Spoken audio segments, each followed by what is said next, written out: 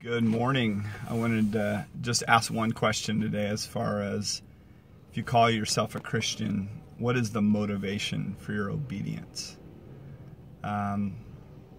Motivation is everything, because if you're motivated by fear or trying to obey so that you can be accepted and loved by God and others, that's short-lived and fear-based.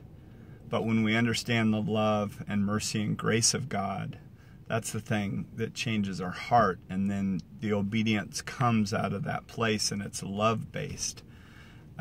Apostle Paul teaches in the book of Colossians and also in the book of Ephesians, and I believe in a couple other books, where he marinates you in what God's done and the beauty of who God is. And then he gets to our part. So often I think we focus on what we need to do as Christians. So the primary focus of what we're saying is that this is what you need to do as a believer. So it's focused on what we need to do rather than the beauty of who Christ is. The message, the gospel message, isn't about the life of the Christian. It's about the life of Christ and the beauty of who he was. So I pray today that you can experience that love and that mercy and that grace and get down to the root of what's your obedience. Why are you obeying? Is it producing in you love, mercy, and grace? Because when we understand our own depravity, the book of Romans, the first 3 chapters, is all about the diagnosis of our lives, that we all fall short of the glory of God, that we're broken, that we're depraved, that we're separate from God. But God, then he comes in and comes into our lives and sets us free of ourselves, and we can experience something so much greater than I think what a lot of people do. And go to a church service every Sunday, and they're settling for a compartmentalized Christianity. So they're missing out on the Spirit of God that dwells within us. The same Holy Spirit that dwells within us is the same Holy Spirit that raised Jesus from the dead. So there's that power, and there's that passion, and there's that love that can come from us.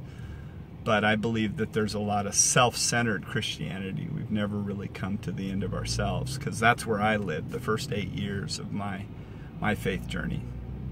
But I pray that you can experience something greater than what I experienced those first 8 years. There's something so much more beautiful when you come to the end of yourself and you can trust in God.